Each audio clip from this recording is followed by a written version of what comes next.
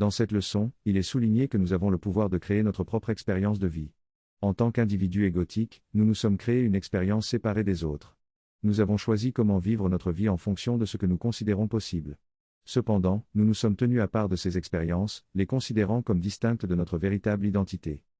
Maintenant, il est temps de réaliser que nous sommes les créateurs de notre réalité et que notre vie n'est pas notre véritable soi, mais plutôt un exercice de créativité.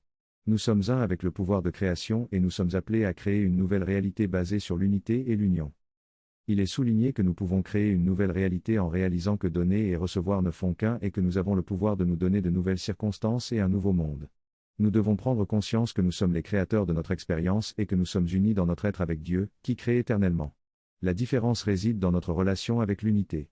Sans conscience de notre unité et de notre relation, nous nous percevons soit comme étant tout et Dieu comme étant rien, soit comme étant rien et Dieu comme étant tout. Mais en réalité, nous sommes un avec Dieu. Ainsi, nous sommes appelés à commencer à créer une nouvelle réalité avec une conscience plus claire de notre unité et de notre relation avec le divin. C'est une nouvelle façon d'exercer notre pouvoir de création et de vivre une vie basée sur l'unité et l'amour plutôt que sur la séparation. Dans ces paragraphes, il est souligné que l'existence sans relation avec Dieu est une illusion, une simple notion d'être. Malgré cela, on a toujours eu le souvenir d'être un être créateur, avec le pouvoir de ressentir, de penser, de créer et de connaître. Être un être de sentiment, de pensée, de créativité, de connaissance ou de perception, c'est être en relation avec Dieu.